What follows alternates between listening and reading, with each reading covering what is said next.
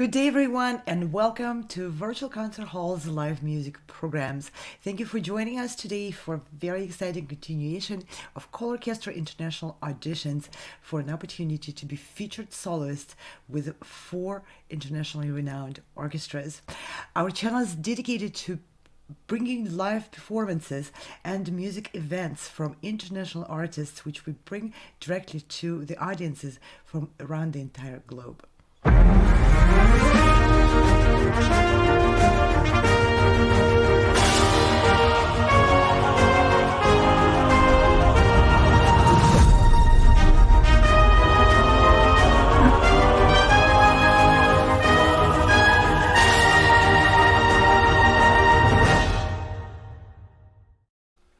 Today, I'm Anna Uspinskaya and I'm hosting this program. This is the 6th session and I'm very happy to be joined for hosting of this session.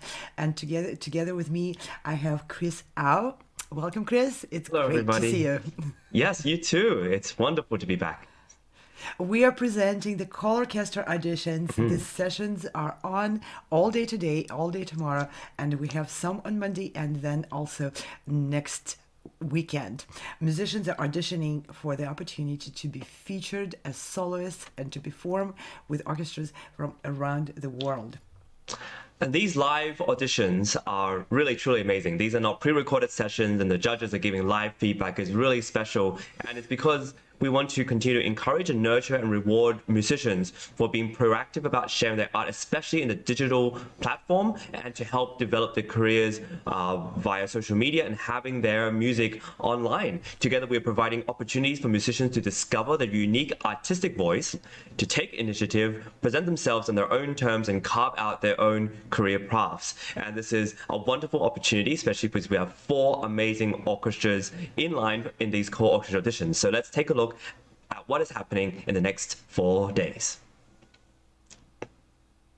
And if you can see there, this is what we have as on the schedule. And this is, we have orchestras from the Czech Republic. We have the wonderful Western New York Chamber Orchestra, as well as a wonderful orchestra in Egypt called the Cairo Opera Orchestra, not to even mention the Boulder Symphony, and of course, the New York Chamber Players Orchestra as well.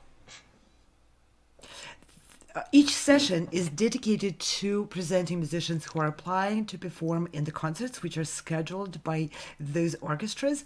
And you can see on the screen the orchestras are featured alongside with the music directors of those orchestras, the conductors who will be conducting those concerts. Go on our website and you'll see the dates of those concerts which are happening in the United States, in Czech Republic, and in Egypt. And you also can see pictures of the candidates. And today in this session alone, you'll hear several concertos in their entirety.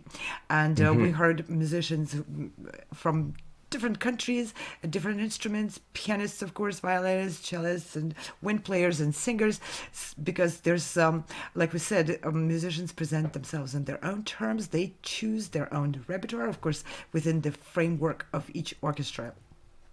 Yeah, and this is really quite exciting because you get to hear from all around the world musicians who are performing and playing these pieces in an attempt to want to play it with the orchestra in the end. And so we're seeing a lot of wonderful performances. And tonight we're going to see some really great piano concertis and not to mention guitar concerti. It's going to be such an exciting evening. Yes, and there's no age limit for people to audition for those opportunities. So we hear from musicians as young as 10 and 11, including young artists on the rise of their careers, including mature artists in the middle of their careers. Everyone is interested, of course, to perform in different stages, to meet audiences from different countries, and to work with those wonderful conductors who are on board for this project. The ColORCHESTRA auditions are organized by many organizations. At the center of this conglomerate are the ArtistVenture, Sound Espressivo Competition, Progressive Musicians, and Virtual Concert Halls, of course in collaboration with the Western New York Chamber Orchestra, Bohuslav Martinu Philharmonic, Cairo Opera Orchestra, Boulder Symphony Orchestra, and with support with many organizations whose logos you see on screen right now. And I think, Chris, we need to ask our team to separate these logos because they're so tiny. I can't even see them in the screen or read the names. We're going to have to reorganize them and make them much bigger and do a proper slideshow to make sure everybody who's supporting us and giving us opportunities, it gets highlighted. And this is just a result of incredible organization by you, as well as virtual concert halls and many amazing organizations putting all this together. And it's a very international thing that we're doing. These organizations are not just based in the US, but they're all based all around the world, and with the goal of giving amazing opportunities to musicians that they may not have contact with, maybe just in their own country, but to reach out internationally is such a wonderful thing. And these musicians are seeking guidance and support through judges. And one thing that I think is amazing about our platform and what we do is that there is such a live interaction between the competitors and the judges. The judges are very patiently listening to amazing and complete concerti sometimes, and then we don't stop anyone. No, we don't stop anybody. We don't say, okay, thank you. Next There's no time please. limit. Absolutely, and that's what makes it really fun and really interesting, and you get to really play your heart out, and to have the judge or judges in many cases give live feedback. It's just a really wonderful, and I was the receiving end of that, and I think it's so rewarding to be able to have this thing. And so you're going to see to be able to complete to the end what you want to say in the piece. Exactly. To be able to be heard to the end, and then to have that immediate contact with the judges, not to wait for weeks or however long for a written comment. By then, maybe judges didn't forget how you played. But from my experience, when I was competing, I would have forgotten how I played. Oh, totally. Absolutely. And so these are really important live comments, which you will hear after each performance today. And let me just say a few brief words about the organizers of this ColORCHESTRA Auditions.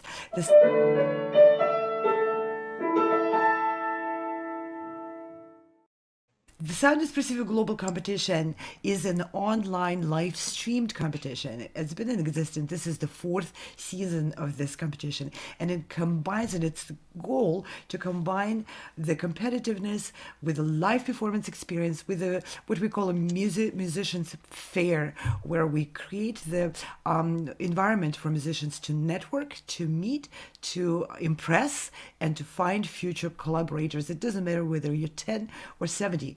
The future depends on how much more you can bring and how much you can make connections and collaborations with other musicians and other organizers.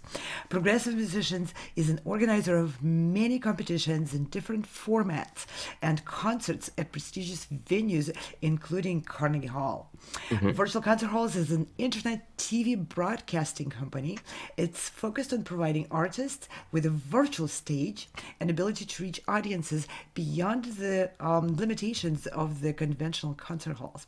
ArtistVenture is focused on the opposite, on providing opportunities for musicians to perform in the conventional concert halls by organizing tours in Europe, Asia, and beyond, and organizing various events like festivals, masterclasses, seminars, and many other opportunities for musicians. No matter where you are or who you are, music connects us all. We started with a dream, but now we are paving the future. Welcome to the Sound Espressivo Global Competition. Fully virtual, yet bringing musicians closer together than ever before, now on a global scale. True live, inclusivity, diversity, connection, community, an extraordinary array of judges. Get noticed by companies all over the world. Prizes, scholarships, performance opportunities. Apply to be a part of the most exciting congregation of artists, like nothing you've ever seen before. We guarantee quality and leave no musician behind. We can't wait to hear you on the virtual stage. And so these are just really amazing opportunities to be able to play with orchestras and conductors. And this season, we have musicians also having the ability to receive season awards. And these are not just opportunities to play with an orchestra, for example, but as you can see on the screen, these are musicians chosen throughout the entire season to have masterclasses around the world.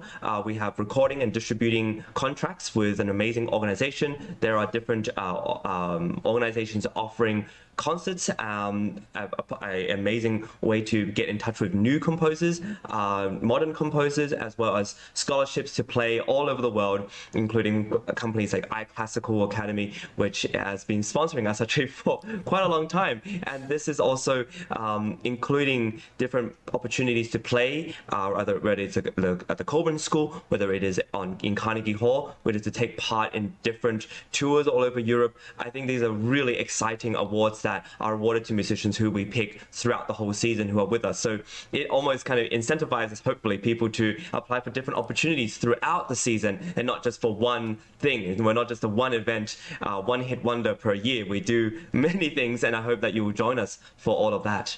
Yes, the season is packed with various opportunities, and at every one of them, every musician who enters is automatically entered in the pool for those additional awards. And some awards are focused on helping maybe young and rising musicians, but there are awards which are focused on furthering careers and reach for mature musicians. Like, for example, the opportunity to record, master, publish, and distribute the albums. And we're really grateful for Cicerone Music and Arts, a company from Switzerland and Italy, which is sponsoring 3 such awards. And that's an incredible opportunity for musicians to get their music out there. They will be published, the albums will be published on all the audio platforms, and it's all sponsored by this company. So that's fantastic. That's I want that award. Yeah, I know. Yeah, well, you should apply. There's no age limit, right? There's no age limit, that's for sure. Yeah, that's true. And now we want to make sure we give a big hand to our amazing judges, and I want to introduce these judges because they are the ones who are sticking it in there and listening to every contestant perform and to deliberate. I don't really envy them at all because they have to decide who gets to play with these amazing orchestras, and wow, what an incredible job that's going to be. So I want to introduce an amazing flautist by the name of Nicole Zen from the Western New York Chamber Orchestra. She maintains an active performance life alongside her position as a public school music teacher. She's a member of the Buffalo Musicians Union Local 92 since she was 16 and is regularly requested to play with the Buffalo Philharmonic as well as the Western New York Chamber Orchestra, Bach and Beyond Festival in Fredonia, in New York, and numerous pit orchestras throughout the area. Welcome, Nicole. Welcome. It's such a great pleasure to have you with us. Hi, thank you. Wonderful. And next, I would like to introduce Jamie Francisco. He's a trumpeter with Western New York Chamber Orchestra, and he's serving as the principal trumpet of the orchestra since 2002. He's a veteran of the orchestra and representing that organization for these auditions. He's a very active performer in the area, in the Buffalo and New York area, and he's also performed in many different places, Music Fair Theater, Historic Palace Theater, just to name a few. He's also a 30-year member of the American Federation of Musicians, and over the years, he's collaborated with the American Federation of Musicians to assist the orchestra financially with many projects and performance expenses. So thank you very much, Jamie, for your great work, and thank you for joining us today. Hello. Excited to be here. Amazing. And last but definitely not least, we have Dikran Atamayan, a pianist and artist manager and founder of Price Productions. He has had an incredible career as a young, exciting artist who has built such an incredible name for himself as a pianist and as a performer, but and not to even begin to mention the amazing orchestras he's played with, including the Cleveland Orchestra under Lauren Mazel, the Detroit Symphony, New York Philharmonic, Boston Pops, Phoenix Symphony, Seattle Symphony, and many orchestras around the world in Europe and in Asia as well. We are so happy to have you, Dikran. Welcome to the show. Thanks. And thank you for being our judge. Appreciate it. Thank you. It's good to be here. I've enjoyed it a lot, immensely. Thank you very much. So, and now I think it's about time, Chris, for us to start inviting the musicians. Amazing. Yes. And so our first performer for this wonderful evening session is going to be J. Curtis Thompson, who's a guitarist. He will be performing the entire concerto by Manuel Ponce, titled Concierto del Sur, or the Concerto of the South. The stage is yours. Welcome and enjoy.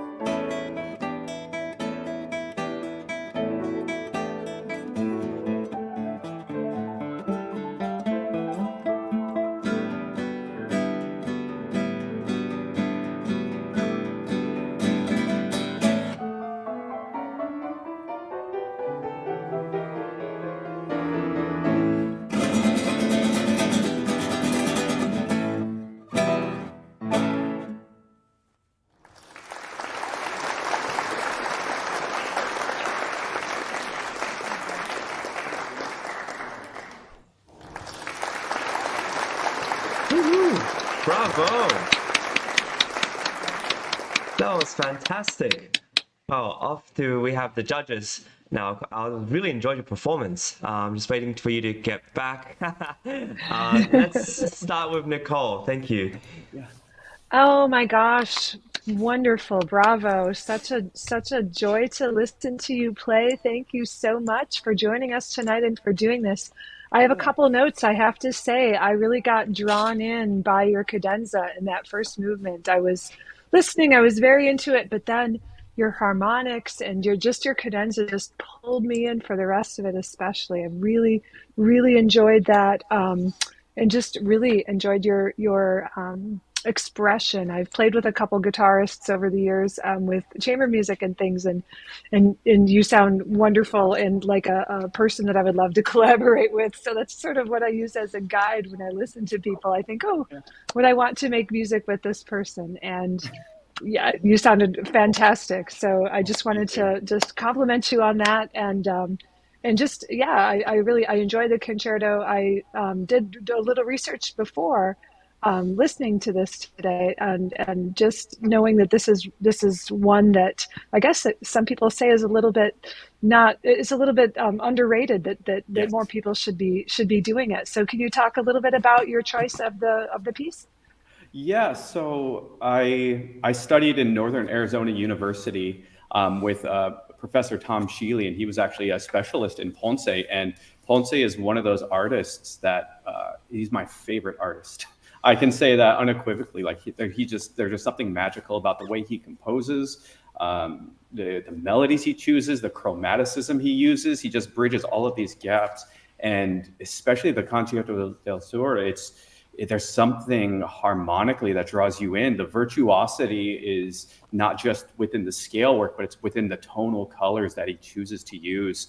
And the instrumentation, especially, that's been such an interesting thing performing it with a piano, is that it's missing like the subtle colors throughout because it's just strings and woodwinds. And it brings so many images to mind.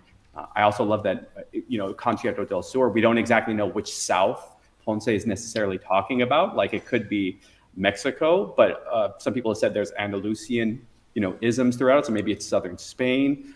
It was premiered in South America, so there's that. But so there's just this wonderful, I get lost in a jungle when I play it. Like I feel like the mist, and I see very cinematic images as I play this piece. So wonderful. I was thinking. Go ahead. Sorry. Oh, I was gonna say. So in choosing this piece, there's just something that's just so mysterious about it. That's why it's like my absolute favorite concerto of all time. Was thinking how wonderful it would sound with orchestra. So yes, I can imagine. Yeah. Yeah. Oh. Amazing. Jamie? Well, Jay Curtis, first off, I thought you looked very nice up there. Your stage presence is really pleasing. And you just look very comfortable with the guitar. So I was very, very much enjoyed listening to you. And I was taken by, in the Allegro, so many moving notes and such clarity on the moving notes, and very many ascending passages with all those 16th notes. Very much enjoyed that. And I too was impressed with the cadenza, as Nicole mentioned, and I wasn't certain if it really was a cadenza, and I wondered how much direction did he offer you for that, or was that all of your interpretation there? A lot of it's up to interpretation. He just lays out the notes, especially when we have those fast triplet passages. It doesn't give you much direction.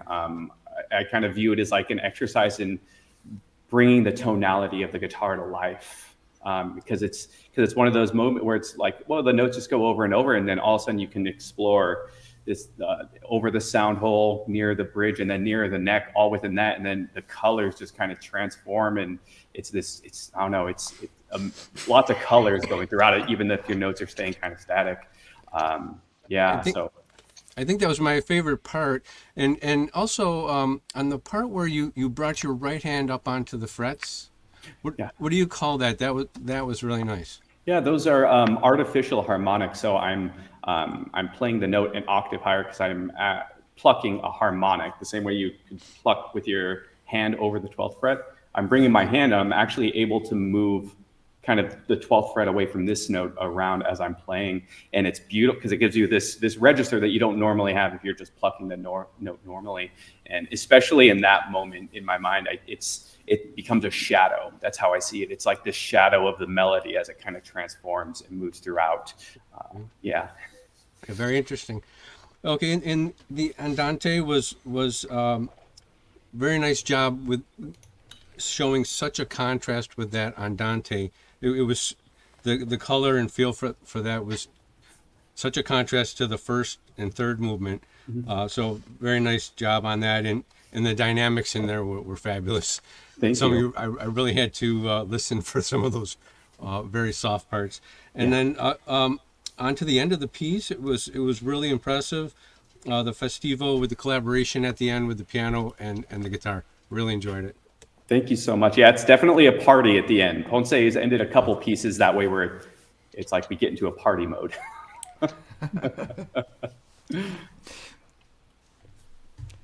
Okay, now to Dikran. Yeah, it's very impressive performance. He wrote a nice harpsichord concerto too. Have you heard that? I'm not familiar with the harpsichord concerto. I've listened to his piano and violin concertos. Yeah, he wrote one. It's an interesting idiom that he writes in, and it's hard for me. It's hard to make sense out of it. But I thought you did a great job. The atonal fragments to me sometimes it reminds me a little bit of Rodrigo, and I'm glad to not hear the Concierto a Nueve for the 80th time. Yeah, which I can. Yeah, I really appreciate you playing this piece because it is different. The thing that struck me about it is that it was kind of rhythmically very metric. Is there a way that you can vary the rhythmic figuration so it doesn't sound like everything's in strict, time? Or is that some kind of attribute of the concerto? I think part of it's some of the attribute of concerto. I think there is room. Let me think. The last one I will say it would best sit a little bit more metric feel because he does a great job of balancing against like threes and twos and kind of giving you this push-pull feel. So I feel like that's a case for the third movement, at least, for it to stay a little more that way. But absolutely in the second movement, I think there's much more movements many more parts probably where it could swell and it could like rhythmically swell and diminish and kind of push and pull a little bit. And then in the first movement. Yeah, I mean, it just seems sometimes a little rhythmically monotonous because it's always right on the beat. Everything is, like little bullets. You know what I'm saying? Okay. Yeah, I just think it can be a little freer. Yeah. Okay. That's just the impression I got. I think it can be freer, especially in those cadential points. And although I thought those were good, it's just that you could make the whole concerto like that. You know what I mean? Okay. Yeah. Not so rhythmically steady, like just cut and dry. Okay. Yeah. But then again, I don't know the piece that well, but it just struck me that way. That's all. Otherwise, it's really fine performance. Thank you. Thank you so much. Yeah. Well, thank you, judges. It's been wonderful to hear all the feedback. And Jay Curtis, I hope to hear you soon. This is really wonderful playing, and I haven't heard this piece before, so thank you for bringing this to our virtual stage as well. Yeah, absolutely. This is a new piece to me as well, and I wanted to comment and give a round of applause to your wonderful accompanist for collaborating. Yes. Yeah, Andrew. He walked out. It's a new piece, and it doesn't sound like a very easy accompaniment at all. Yeah. So, No. So it must have been quite a bit of rehearsing to put it together. And I wanted to also say that I appreciate very much, Curtis, your knowledge and your fascination with the piece and how articulate you are expressing your relationship with the composer and the piece and the style of writing. This is very new music for for me, and it was very interesting to listen to, and was very interesting to listen to your descriptions and explanation. That's a very important part of being an artist today, and I appreciate you for doing that. Thank you so much. Absolutely. Yeah, and thank you all judges for having me. I really appreciate all this feedback, especially with when I speak with other instrumentalists. I love hearing what you guys think about melody and color, because color is something that we can all play around with, and when you get to a certain level, you start doing that. So I very much appreciate everything everybody has said. Thank you. Great. Wonderful. Congratulations. So, Well, with that, we'll move on to our next contestant. Thank you, judges, for your wonderful feedback. And we will have our next contestant, whose name is Xiaoru Lin, playing the piano, the Liszt Piano Concerto No. 2 in A major. I think he's playing the whole piece. I'm really looking forward to it. Let's inform. This is a piece of multiple movements which go in the toccata for the audience. If you don't know this piece very well, expect a lot of character changes without the stops and breaks. We go from adagio sostenuto assai to allegro agitato assai, allegro moderato, allegro deciso, and then marziali un poco meno allegro. Oh, I'm speaking Italian, am I not?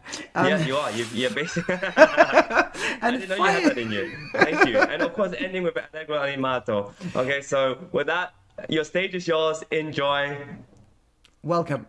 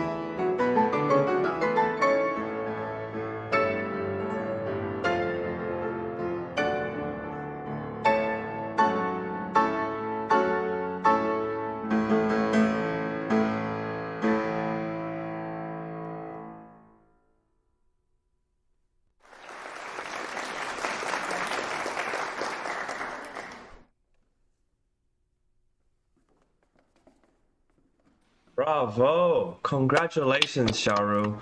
What a fantastic performance. Bravo. Wow, that's so good to hear you. And you play the whole concerto. I guess it's hard to find a place to stop. Let's start with Jamie.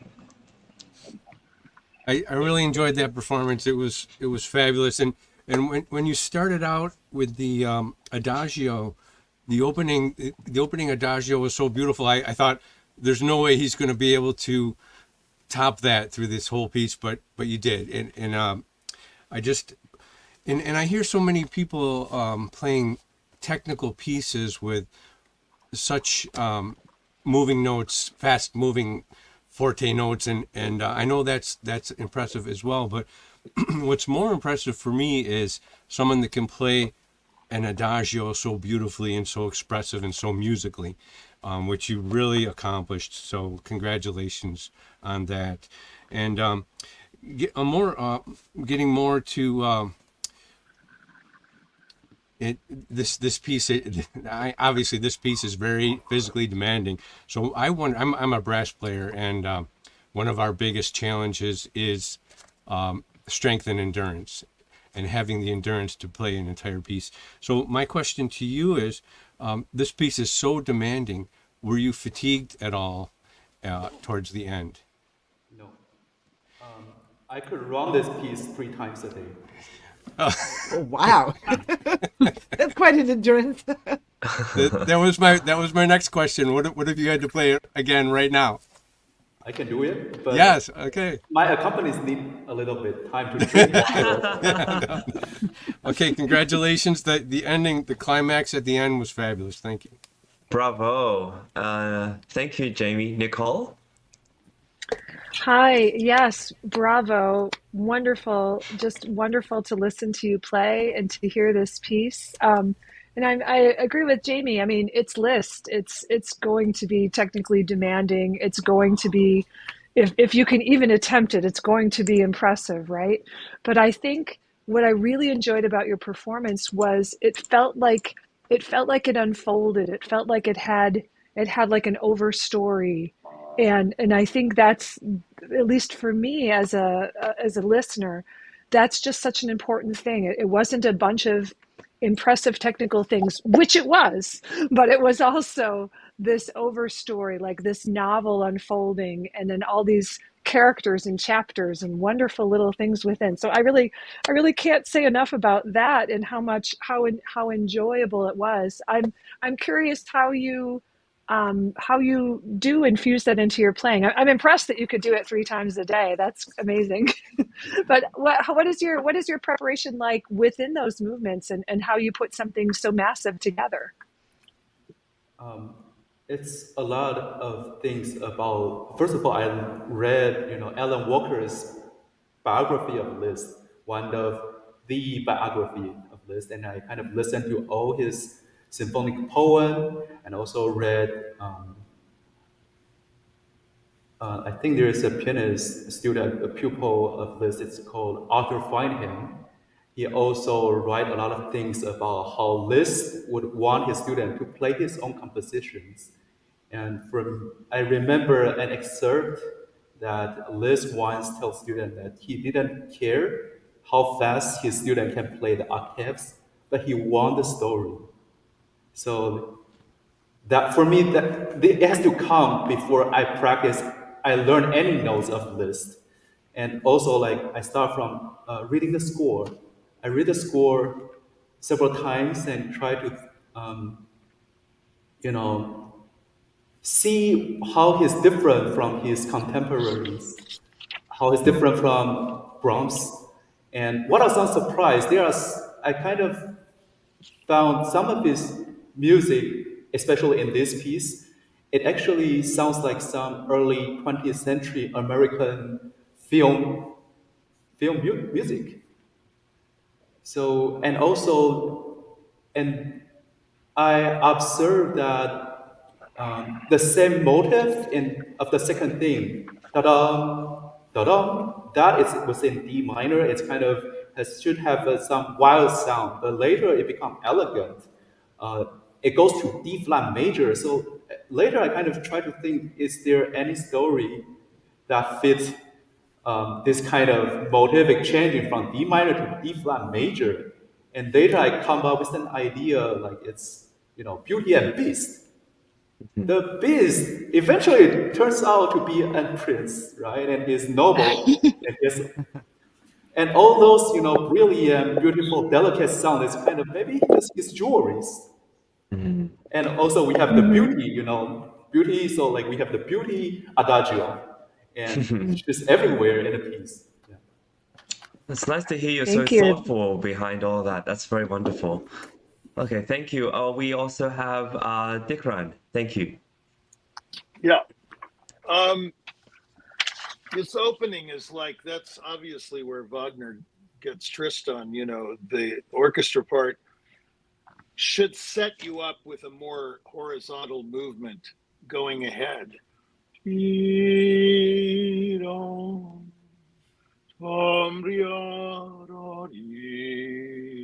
Very improvisatory. The clarinet and all that and the other instruments that take over that solo should move that solo down the keyboard or down the octaves before you come in to set you up for, I think the triplets should move more. Not brilliant or anything, but like a flurry, something that moves rather than this verticality. And these, the roll chords really need to be rolled, not like one at a time. I think that would really improve the beginning. And then I think once you get to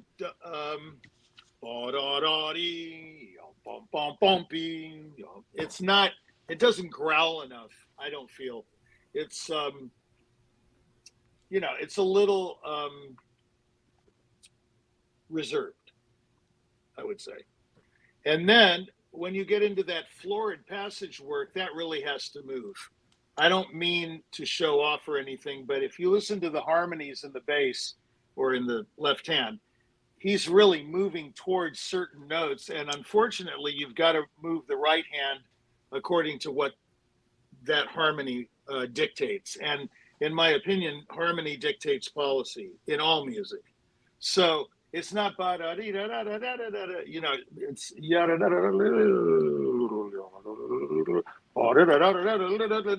what I mean? It's florid work and it's bridge material. You need to get to what really is happening, which is the B flat major, when you arrive and cascade down with the double notes. That's the arrival point. And otherwise it makes for a very long Liszt A major, I mean, not that I want to shorten the piece, but we have to get on with it because of what Liszt has written, not because it's to enjoy these musical moments, because the moments are made up of little pit stops that have to go to the main arrival point, which is the B flat major. And then once you cascade down there, you really have to become a savage. I mean, yeah, I mean, I'm sorry, there's no, and then this bomb, I mean, we have to hear those notes. They're melodic. Those are not chordal passages. The harmony is there, D minor, da-dum, da-dum, and then goes to G major and E flat and all that, all those transitions. And that's another thing, is you've got to decide when to leave the harmony and when to go into a harmony. You can't just stay there forever. It's got to move. For example, that passage da yada da dum da dum in G major, right? Not dee da da dum da dum. That's trying to make something melodic that is again on its way somewhere. Okay. I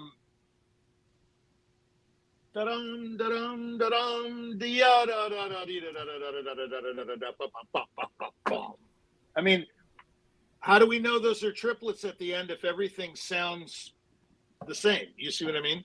So I think you need to differentiate your note values there, because Liszt did, and he really wants it that way. It's pretty clear. You know, you can't just play vertical octaves. You know, they have to sound melodic and they have to go with the harmony. And then let's see. Now there's so many things. I think that you have a you know, a basic grasp of the piece, but it needs some, you know, it needs some work. That's all.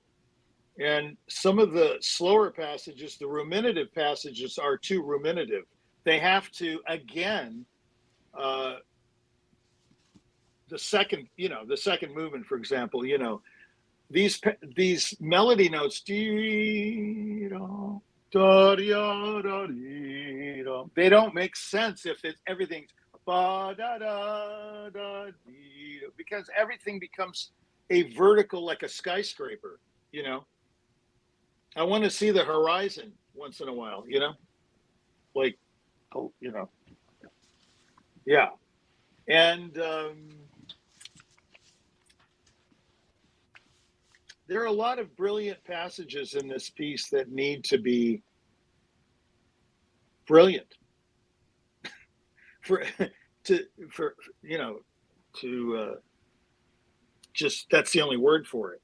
Like the passage after the big climax with the chords and everything, you know, where you've got the thirds and this big expansive left hand. It sounds like pointillistic music if we're just hearing every note vertically. Again, it has to move. It has to be melodic, not, you know, choppy. So your movements are not tied together either. They have to be seamless. So you've got 4 movements. They've got to sound like one. It's really a 1-movement concerto, and it just can't be an eternity. You know, I find that this is a phenomenal piece, and it has to be played with a great understanding of those harmonies. You can't just play everything kind of like the same. Okay. The coda, yeah, is similar. It has to move. I would just say the whole concerto has to move in general, but it's not the kind of movement that you're thinking. It's, even in the opening triplets, certain notes have to be held back and certain notes have to go forward in that A major harmony. So it's a complicated A major harmony, the way he wrote it. It's not just A major, you know. So does any of that make sense? Yes. Yeah, I mean, it has to be romantic, but it has to have structure, okay? So you can't just do it. I mean, I find that a lot of artists just do what they want to do. Well, it's like a Christian. The Christian should do what's necessary, not what they want to do, okay? That you don't have to be a believer to follow this. In other words, the true Christian should do what's necessary. The true musician needs to do what the music calls for, not what they feel it calls for. And there are some rules. I hate to say it, but nothing is that up to your whimsical nature. You know, there are just things that have to happen in music. I mean, can you imagine playing the Earl King? I mean, that has a how would a singer sing it? Sings like Gabor said this afternoon. Sing it. Bolette used to say that all the time. Sing it. You know, every time you play for him, he's saying, "Sing it." Well, you know, you can't sing something if it's too vertical. Singers, you have to know how a melody might be born on a singer's breath. Okay, they can't sing that way, or they'll choke. Okay, this is a very special concerto. You know, it's not like the E flat, although the E flat's similar. You know, it's not really. They're both 4-movement works. Okay, in one. That's about it. But they're very different pieces. This is a brilliant piece, but it's a deeper piece than the E flat.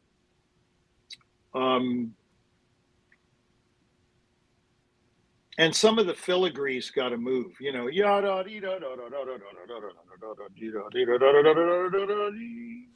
After all, he's going after that top note. He's not going after dee da da da dee da da da da da. It's sort of like Rachmaninoff. Have you ever noticed how bad Rachmaninoff sounds slow? I mean, that's why he wrote all those notes, because it's like Mozart, it's passing tones, whereas Beethoven was more direct. C minor, G major, E flat, you know, he just goes to it. Boom. He's the master of subito, right? But Mozart's much more subtle and his counterpoint's better. That's just the way it is, you know. And that's what's going on here is things have to make sense, you know. You can't just do whatever you want. And all the studying in the world and reading books, yeah, I like Walker's trilogy too. It's phenomenal, but it's not the Liszt A major. It's about Liszt. So, you know, I think you can really do it if you really put your mind to it and start thinking harmonically and not vertically. And those two aren't related. So thinking vertically is definitely not thinking harmonically, because you think, oh yeah, all those harmonies have to line up, but they have to move in a progression. That's why there's harmonic impetus. That's why there's harmonic tension. That's why there's harmonic rhythm, when to leave a harmony and when to not stay in that harmony and revel in it, you know, that kind of thing. It's, you know. Okay, that's about it. But anyway, congratulations. Thank you, Dikran. Congratulations. Yeah. The wonderful thing about having a judge give you feedback right after you play is they're not going to forget very much. And I think this is a wonderful thing. So thank you, Dikran, for this. I've learned a lot just hearing you talk about the Liszt Concerto No. 2. And Sharu, I hope you enjoyed not only your performance, but also this feedback you get right away. Congratulations. Thank you. Well, it's a very personal thing also, you know. I mean, it is a Liszt matter of concerto has to be a personal thing to every pianist, because it's very- you have to put your entire person into it to play it. Yeah, except that I think there are rules that cannot be broken. Okay? I mean, Well, you know. if I may add, Dikran, there Yes, are some Dikran. rules which can also be enjoyed once you Yes, get on that's with them. true. Well, the thing is, you can break the rules once you obey them. If you want to, but some of No. them, if you obey them, it's like a discovery. Wow, that No, actually but it's not. is It's not. good. It's not what I'm saying though. Like you know, if Mozart writes a staccato over a note and you play it like a, you know, like a Pluck. woodpecker. Yeah, I mean, come on. There, you know, it depends on the tempo and the texture. It could be a portamento. It could be a much longer note than you really think, and you have no idea what's going on in Mozart's head. He writes these directives that I talked about yesterday, and I mean, you know, I think Bach had it right. Leave it alone. You know, don't put any crap in there. Just give us the notes, and then, you know, we'll do it. A good artist is going to do it. These directives, molto appassionata. What's that? I mean, what's molto appassionato to you may not be to the next person. Now that's interpretive. You see. I have one comment. Just you know, I'm only a brass player, so you know, rules. When I hear Liszt, I'm taken to a different place, and so everything goes out the window, rules or anything like that. So I think for this performance, I was really captivated and taken to another place. So I didn't think about any of that technical stuff. No, it's not technical. It's musical. If you have a conception of a piece, everything falls into place. The fingers, everything. It's not technical. I have it's an like that. explanation. Excuse me. Yeah. So Okay. when you talk about this da da da da da da da da, so it's a cadenza right after a slow movement. You mean the filigree? Yeah, right. So the sixth, previously we have 16 notes da da da da on the right hand, so it shouldn't be way too fast. It has to be have a relative slightly faster instead of go all the way around crazy and just be. No, but it's not because that's the rule. It's not crazy. It's not crazy. This is bridge material. No. This is you got to get on with it. You want to be faster, he probably would put 30-second notes or sextet there instead of putting same 16 notes there. No. It's beauty. I'm talking about making it beautiful. I'm not talking about going super fast. And many playlists put un poco animato himself or un poco piumoso. So I think before that, we have to not push too much or being too free. Okay. Those are plays that we want to follow his direction. Yeah, except, it's good to hear someone else pontificate, shall we say, about something, because it's like Lincoln. He didn't surround himself in his cabinet with a bunch of Republicans. He had a bunch of Democrats, okay, because he wanted everybody's opinion, and then he formulated his own after a great deal of deliberation. There isn't one way to do it. I'm not saying it has to be a certain way. I'm just telling you what I think. That's all. It's just that simple. I think this piece can profit from more horizontal movement than lining up the notes. And that's the way it'll sound if you use that approach that you talked about throughout the whole piece. Almost universally. There was nothing that would, in my opinion, that had abandon.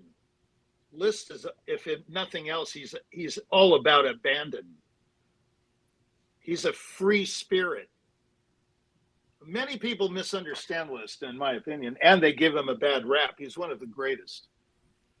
And he was generous, and he brought back the Hammerklavier, and he promoted Chopin, and what did Brahms do? He fell asleep during his B minor sonata when he played it. He was nice enough to play it for him.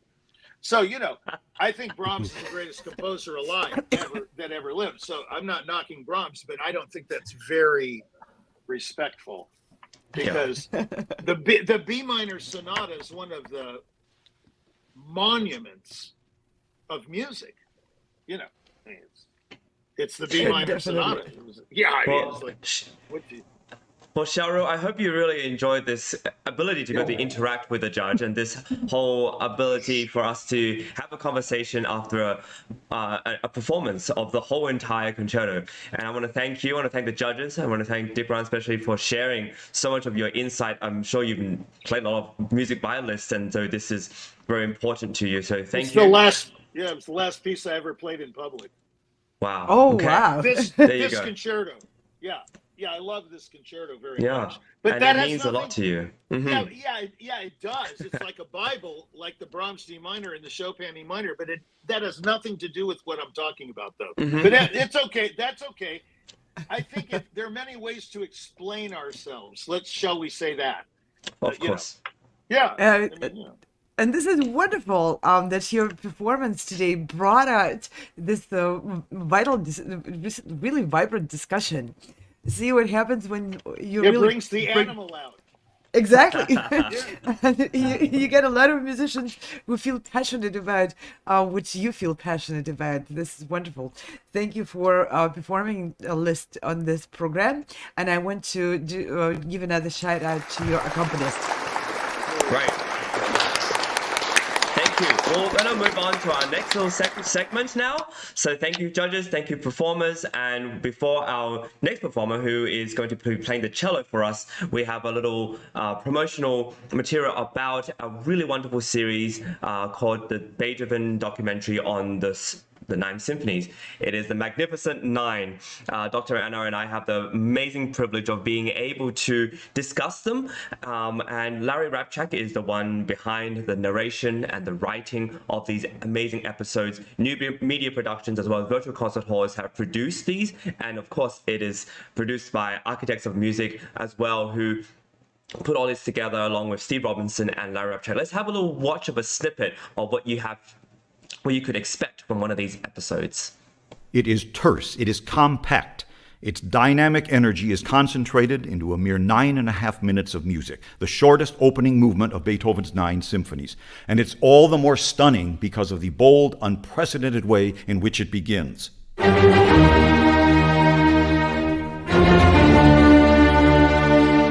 Known to practically every living being on earth. It's that powerful. And certainly the fifth contains the same sort of revolutionary musical outlook and language as the Eroica. And the Fifth Symphony's main key of C minor definitely evoked powerful creative impulses from the composer, as we saw in the second movement, Funeral March of the Eroica. But I don't know that there's much point in doing any more detective work here. It's all been done by others. Beethoven's iconic opening motive, the group of 4 unison notes, is not something that he necessarily invented for this symphony. Beethoven used this same basic motive for the first movement of his great Fourth Piano Concerto, which also appears in the same sketchbooks with the Fifth Symphony, the same 4-note pattern.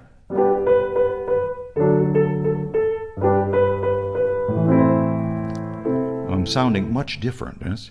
Mozart used the same motive 20 years earlier in the first movement of his equally great C major Piano Concerto number 25.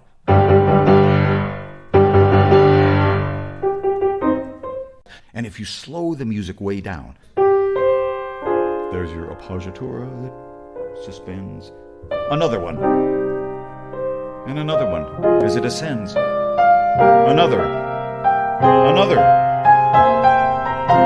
But instead, Beethoven uses this sequence to drive the music ahead into the first thunderous passage of the work, straight C minor.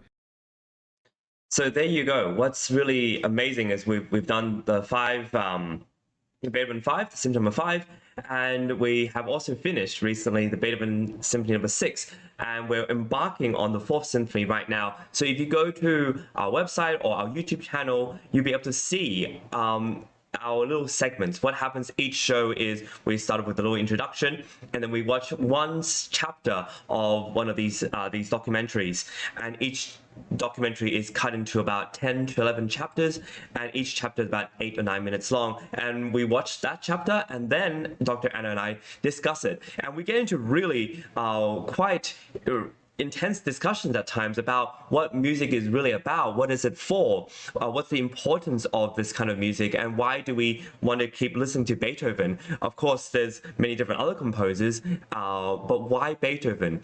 And I think just as Leonard Bernstein also poses this question, we also find out that through a lot of trial and error, through a lot of fighting, through premiering his own music in concerts and locking the door so that people couldn't leave, Beethoven had to fight to get his music heard, and it's because his music has this way of this constant revising and different inspiration from everywhere, and the notes that are there, as Leonard Bernstein says, are just meant to be. You feel like it just has to be that note one after the other, and so this is what makes our Beethoven series really interesting. We go through not just the symphonies themselves, but the historical and the musical context behind it. And you often find within historical and musical context why and how Beethoven is inspired. He's usually inspired in the Sixth Symphony with nature. And he's very much in love with also not just the natural part of, the sunset or the sunrise, but also with people, the shepherd's call. What I love also about how Larry Rapchak discusses the music is that he would take little segments of what Beethoven wrote and say, this is the theme. Do you see how he magnifies it, how he develops it, how he makes it grow, how it's a short snippet of a shepherd's song, but then this becomes something bucolic. This becomes something, then a storm comes, but he uses the same little motive that's there. And so I find this documentary series just fascinating. We've done Beethoven number 6, and in Beethoven number 5 he goes through all the movements, and he talks about how the music is transformed, how he goes from the third movement scherzo, almost attacca, straight to the fourth movement. And this way of writing it is not just revolutionary for the time, but it also makes his music so much more powerful. So with this series, which I hope you will enjoy, you get a really great sense of the architecture architecture of the music, but also you get the sense that there's a lot more behind the music, and I really am fascinated with that. And so please check it out. We have shows on Thursday and Sunday, and these are little chapters along with our commentary that we will play. And that's basically what we do every Thursday and Sunday, and that's our show for the Beethoven documentary. And I wanted to just add that whilst we discuss these Beethoven documentaries, Dr. Anna and I also talk about our experience with it, our personal time with these symphonies. Dr. Anna usually shares with us a lot more than just what we heard, and there's a lot more to see. So with that, we're going to move on to bringing Dr. Anna back onto the show, because I have talked a lot about this Beethoven show, and she also shares it with me. So it's time Yes. to have her talk about it. Yeah, creation of that film was very special. I mean, it is this very special project for Virtual Concert Halls and our team. We were included in a really big production which spans multiple years, which is led by Lawrence Rapchak and Steve Robinson. And Lawrence Rapchak is a phenomenal lecturer, a conductor, composer, and pianist. And in this particular series, he goes really deep into how Beethoven constructed, or how he acted as an architect of music, and that's incredible.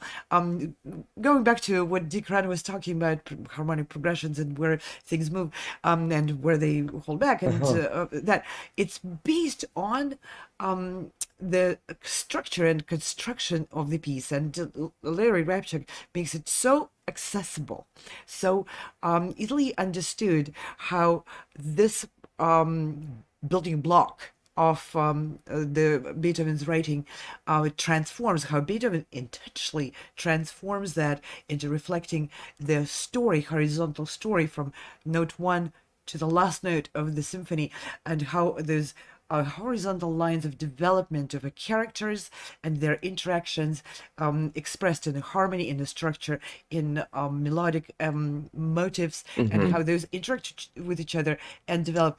And he's using some professional language in there, but a lot of it is very accessible, and the visualizations which our team put together illustrate his story in such a musically creative way. Yeah, this is it's musicians, quite inspiring, really. yeah, Really musicians turned wonderful to watch. filmmakers who are really understand where the accent is and what images musicians have when we perform this music. So this is a unique production, and I would like, I hope our talk inspires you to take at least a look at it. Yes, definitely. You can watch all these episodes on our LinkedIn channels as well as our YouTube channels, and we are all over social media as well. So make sure you check us out. You can also see a lot of what we do on virtualconcerthalls.com, and if you just look up Virtual Concert Halls on YouTube, you'll find all these episodes, one after the other, all the different parts. And we've worked hard on this, and the team in Virtual Concert Halls have made amazing video edits. So I'm sure you will enjoy it. And with that, I think we're going to move on to our next competitor. His name is Albert Dong. He plays the cello, and he's playing the first movement of Dvorak's Cello Concerto in B minor, opus 104. The stage is yours, Albert. Enjoy.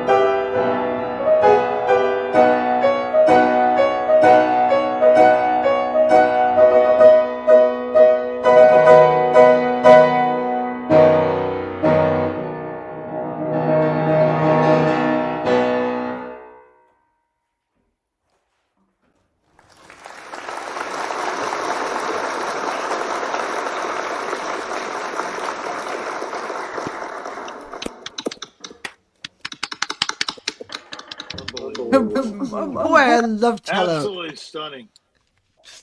Cello is my favorite. Thank you very much. And thank you for bringing the cello music to our auditions today. And bravo to your accompanist for great support of your performance. Yeah, Albert, we are going to interview the judges now.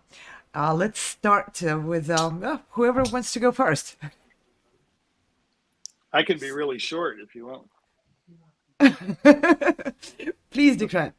Yeah, it was just unbelievable. I have nothing to say. It was just tremendous performance in every way. It's what I'm talking about. It's great.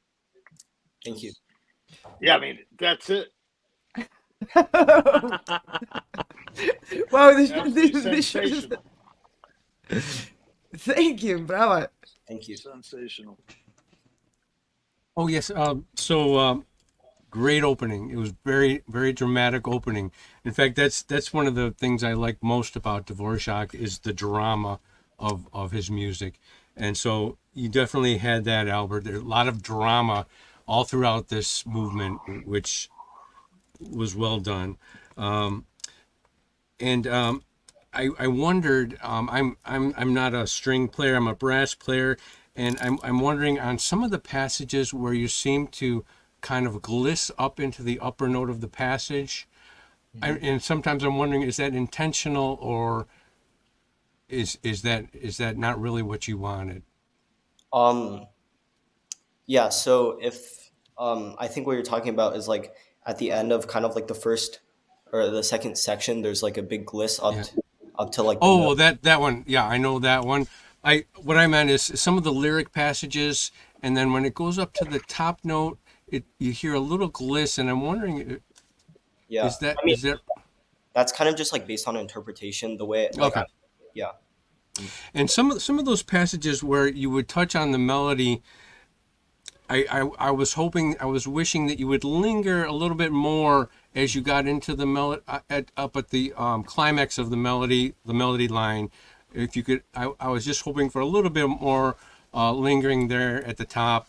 So I felt it was a little bit rushed sometimes, but each time you touched on that beautiful melody, it left me wanting more. I want to hear more of this now, which is good for you. I may go put this on my CD player after this. And just one thing, I think that piano needs to be tuned. The cello and the piano didn't agree sometimes, but I'm blaming it on the piano. That's the easiest thing. Let's just tune the piano. Okay, Nicole? So Nicole? Yes, thank you. Bravo on your performance. It was wonderful to hear you. I learned something from you watching you today. I noticed how you started your vibrato before you started your first note. And I know that probably string players do that a lot, but I don't think I've ever noticed it so obviously. So that was neat. It really made me think about the breath and how we bring that forth from our instruments. And yes, of course, you'd want to start it warmly and you'd want to rev it up that way. So I just thought that was kind of interesting. And I did notice that. It's like air for a wind player, the way you were doing that. I have to agree with Jamie. I was really taken once we got to that Dvorakian theme the first time, and it was really beautifully played. Very nice interpretation. I liked that. I just had two little comments that I'd like to make. I think sometimes your sound is really, really forward, and it could just be your mic setup. And yes, we can talk about piano and that sort of blend.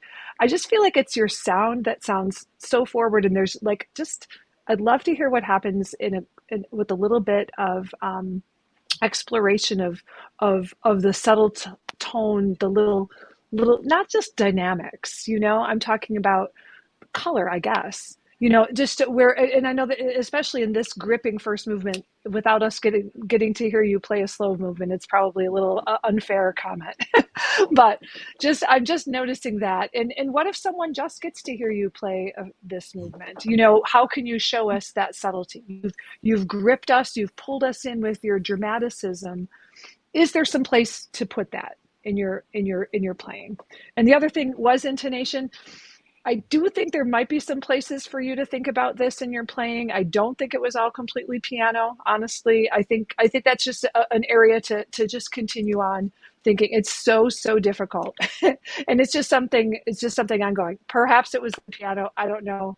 But I think there could be a little bit of improvement in that area. But I really did enjoy it. It was very gripping. I'm just offering this because that's my job to to give you some things to think about, as well as my kudos to your performance. Thank you. All right. Well, Albert, if you have any questions or disagreements with the judges or agreements, this is the moment for you to have this live and immediate interaction. Go for it. I mean, I really appreciate the feedback. I think all the feedback is like really valuable for me to like keep continuing exploring like more areas of this piece or more pieces. Yeah. I have a question for you. Mhm. Which part of this concerto is your favorite? Oh, that's a good question. So I think the beginning is like really catchy. But I think probably when it goes back to the second theme is probably my favorite part, because um the first time you're kind of just like getting to like accept the music, and then the second time it goes back and um it's in a different key, and I just think it sounds really good. Wonderful. Do you ever, I have another question. Do you ever encounter situation where you play a big, massive piece like this concerto, and you like some parts really very much, and some other parts are like, okay, I can live with it, but let me just get to my favorite part. Does that ever happen to you? I mean, sometimes, but like not really on like a big scale, because I think this concerto is like really beautiful, and I don't really dislike like any part of it, so I don't know. That's how you sounded. That's why I asked the question, because you sounded like you were totally in love with every note of this concerto. And I was wondering if you worked towards it, or that was just a genuine, your own feelings about this concerto coming through. I think it's like a bit of both, to be honest, because when starting, like I chose this piece because obviously like the melody and the tune is like really nice, but I also like learned to um like accentuate that, I guess, a little bit. So Wonderful. Okay, well, if any of the judges have any closing comments for Albert, if not, we'll be moving on to our next presenter, and congratulations again, bravo.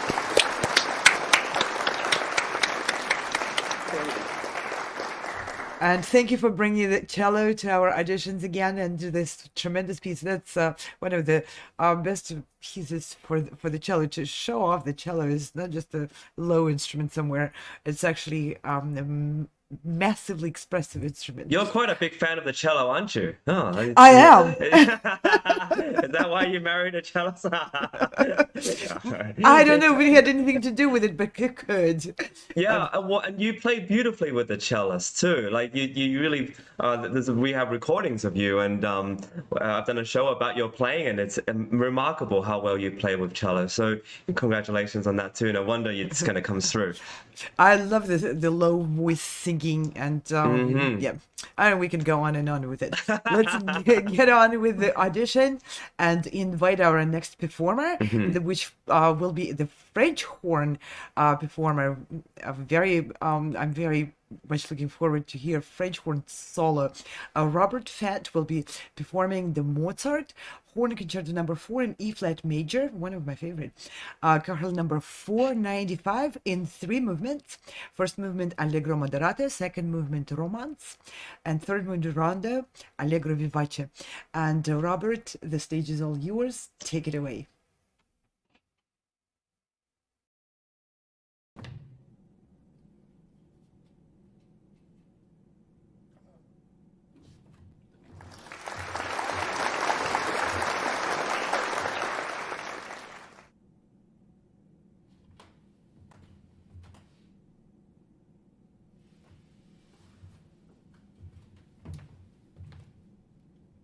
Do we play?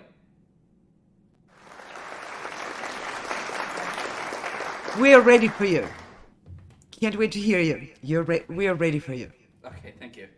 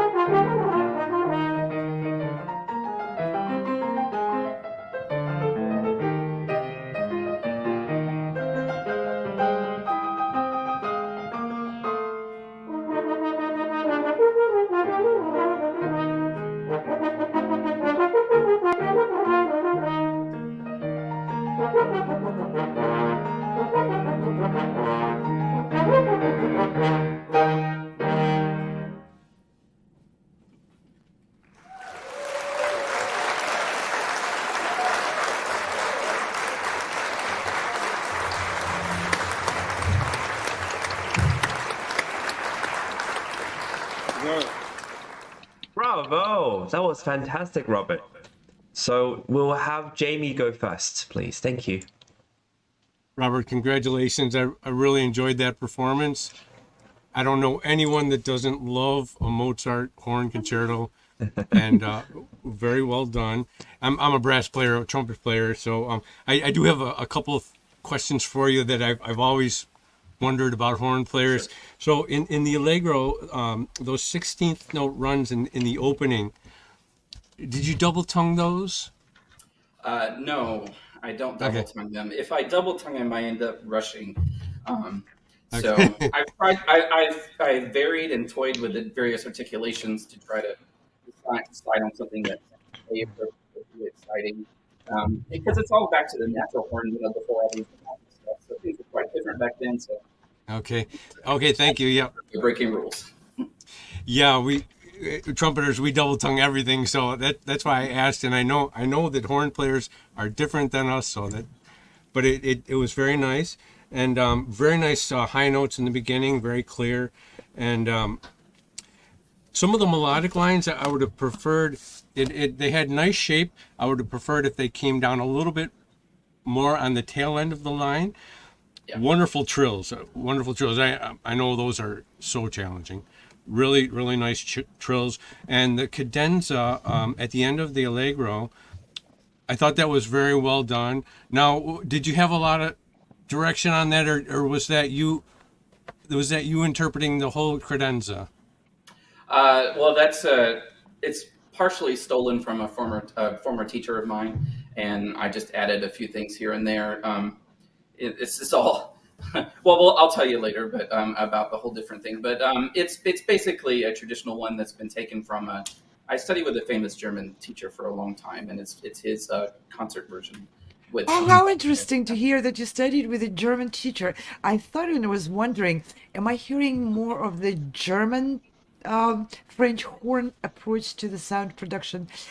Because you're from the United States, so I was going to ask you a question about that. Yeah, I've actually spent probably half my career, living in England and Germany and Switzerland and places like that. But I've also lived I've lived a lot of places: South America, Asia, Australia, New Zealand. I've moved around quite a lot, and it's very ironic that I'm here in the smallest town in Oklahoma in the world. So this room is not. I'm sorry for my sound not being. The music school flooded about 4 days ago. And so this is actually for Shakespeare theater, so it's the driest. Oh, wow. That's why we're on the front of the stage trying to make this sound remotely nice. It's been an ordeal. And my pianist has COVID, so he may not come back.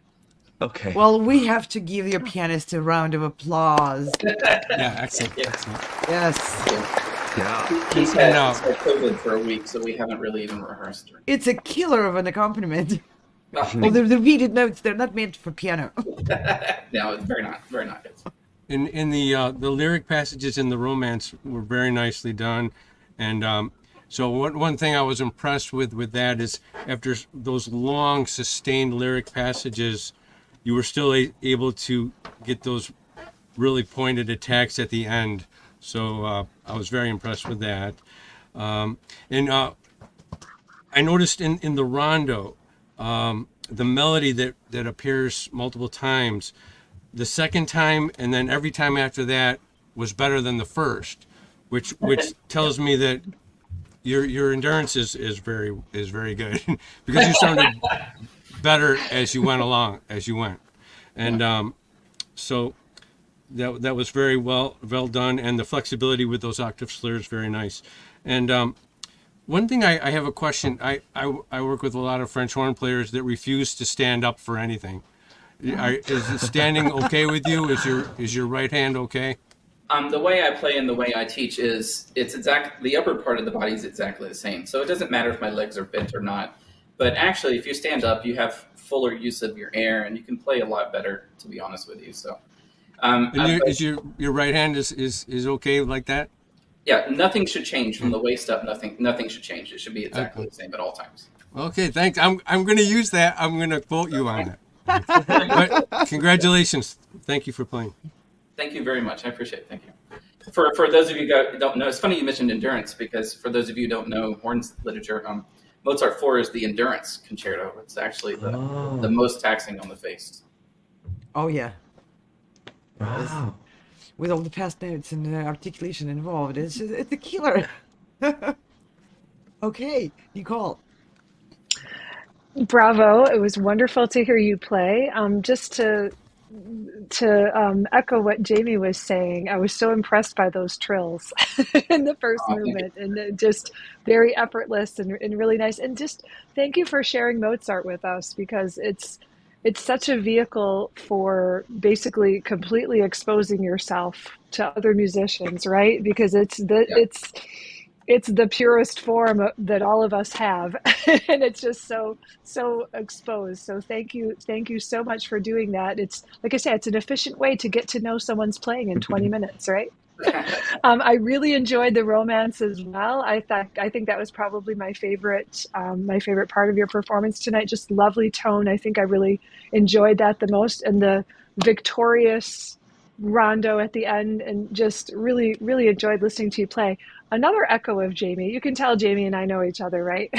So, but another echo. I have a question. You seem to be very comfortable in your body, and as a student of body work myself, I'm just curious how that, if you've studied that, if it's just natural for you, but just the way you stand, and not even making a comment as to whether horn players should sit or stand, but I'm just curious about that and what your background is there. Well, I'm quite different than most people. I did not play music in high school or anything. I started the French horn when I was 21. And I played nothing before that. So I had to learn how to read music and cram very hard. I worked very hard to be able to do what I'm able to do. And somewhere along the line, when I was in Switzerland, the Verbier Orchestra hired an Alexander technique person. And I think that's what changed my life. This I can't even remember his name. It's so long ago. I'm so sad about that.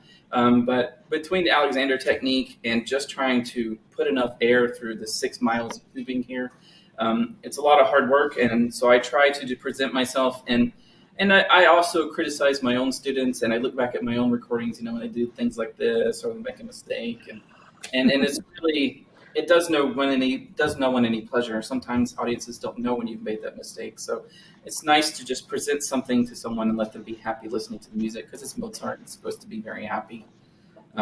But I'm very different. I mean, I'm the only brass player in this whole thing. You probably the first brass player you've had in maybe ever. I don't know. But we don't usually get to do things because the pianos and the strings, they have such great repertoire compared to ours at times. And you're a horn player. You're going to miss a note, whether you like it or not. You're going to miss a note. It's how you get up from that note and how you make the audience stay with you that matters. It's very inspiring. Yeah, Well that's said. very true. Yeah, well said. Very true. Okay. Thank you, Nicole. Thank you, Nicole. Now to Dick Grant. Yeah, it's beautiful lyrical playing. Very clear. Yeah, the horn is it's a really difficult instrument. I understand you have to imagine the note. Is that true? You have to hear it, you have to imagine it, you have to taste it, feel it, and know how much you're to say. Yeah. And I know some horn players, it could be the hardest instrument to play. Who knows? I like to think it is. Yeah, I mean, just physically, a pianist can push the note down, basically. Yeah. So, but no, it was really impressive, and it takes a lot of guts to play Mozart on any instrument. To play it on horn, I think that's it's remarkable, and your sound is beautiful. Thank you. Obviously, yeah, some of the florid work could be, like there was one passage, I forget where it was. It had trills in it or something like trills. It repeated over and over, kind of. That I got lost in the rhythmic thing that was going on there. So I'm not intimate with this concerto. I know it, but I've heard it. But I haven't, more familiar with like the Brahms horn trio and things like that. But no, I think it's beautiful playing, and I think you should play that whole repertoire. There's some Strauss concerti too, right? Yeah, to be really honest, I discovered this program the day of the deadline, so I just filled it out and applied. And my entire intention was to play Strauss 2 or Oh, Strauss. really? Oh, okay. And then I looked at required repertoire and it said Mozart 4, so I put it together in a week and a half with all. Oh, of wow! So, Unbelievable. yeah, so this is, to be honest, I wanted to play Strauss, and I don't know if this is the appropriate time to say, but I'll play anything you want me to play. I just need a little bit of time. I will not be using a stand. I will have it memorized. I just didn't think I could do it in a week. Excuse me. I didn't think I had the time. And then room change. This room is horrible. It's so uncomfortable to stand in, to play in, to live in. Yeah, it's a difficult situation with horn in general. I mean, horn players, like in the opening of the Brahms Second Piano Concerto, they crack a note there, and then the pianist has to, the opening, and then the pianist has to figure out what to do. No, but it's beautiful instrument, and you play it really very fluidly. It's very impressive. Thank you. I really appreciate it. I haven't played Mozart in a very long time. It was very nice to be able to try to present something with a lot of ideas, because it's a very complicated piece. It really is. I know young people say Mozart's so easy, and I guess I am too, but I am smart. I hope I'm smart enough to know that it's not easy to play Mozart. No, there's nothing easy about it. No. Nothing good is ever easy. Not if you're demanding. Not if you're demanding of the work. Yeah, not if you bring it to this level. Yeah, it's easy to play it a certain way, right? That's for sure. Well, congratulations, Robert. That's really, really congratulations on a fine performance. I think everybody here is really impressed by not only being able to play it in a week, but also this is all the different circumstances you had. So congratulations, and I hope you're really pleased with your performance. And we hope yes, I am, and I am, and I'm not meaning to sound whiny about my situation. I don't know if you guys are in America or not, but it's pretty cold outside. And yeah. It's really freezing. Yeah. Well, what I like about this is we get to have a conversation about it after you play, and I feel like you get a lot more closure about, and we get to know you. So thank you for coming on and having a nice chat with us after, and I hope you really enjoyed this experience, and we hope to see you in the future on the stage and on the real stage, as well as on the virtual stage too. Yes, I really appreciate it. Thank you so much. Yes, thank you so much for bringing horn to our presentation and for playing so beautifully the entire concerto. I really love it when people put the entire piece forward and go through all three movements of it, three different characters of it. And you learned it in such a quick time. That's remarkable, and lovely instrument, and you really are fluent with it in more ways than one. Thank you so much. And with this, we'll be closing today's session. I want to thank again the judges. Let's bring the judges once more on stage. And thank you, Nicole, very much. Thank you, Dickron. Thank you, Jenny. No problem. That's not a real audience, right? Yes, it is. No, we have it.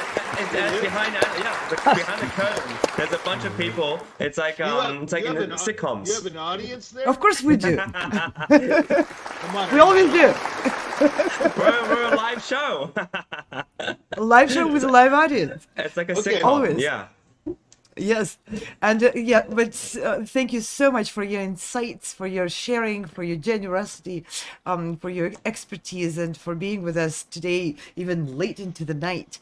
Really appreciate your time and everything you do for supporting this event and supporting the musicians who take the courage to not only perform live, but perform live on very new to us virtual stage and present themselves in such an exposed way. Thank you so much for all that help and the support. Thank you, judges. Thank you, judges. Thank you. And and we'll see you again in the sessions that are coming. Now we just have a very little look out into the more future events. Chris, let's remind our audience about what's coming. Well, we have a lot coming on, right? And there's definitely promotional little videos, but to kickstart these kind of these promotions, I want to say how incredible the season is. We're about halfway through, and I don't know about you, Anna, but it's just we have so many things going on. Each month is a different kind of variety of shows.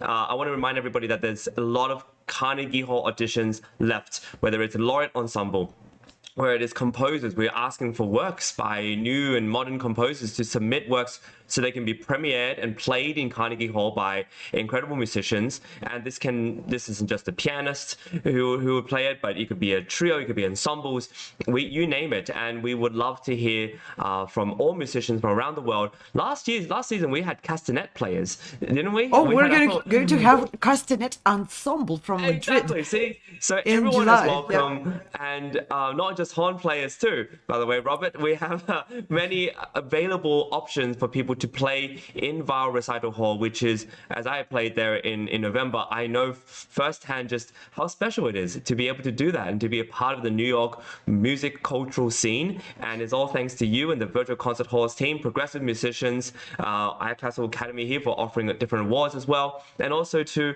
Sound Espressivo, progressive musicians, ColORCHESTRA, and all these organizations giving musicians an ability, an opportunity to play on the world stage. We combine the online model where you can audition from anywhere, so you don't have to travel in to audition. You can audition from home, and you audition for judges. You get immediate feedback. You get to interact with the judges, and then we'll give you live stage performances for the winners to play. And so this hybrid model, I think, is brilliant. I think this is absolutely what the world needs, especially post-COVID.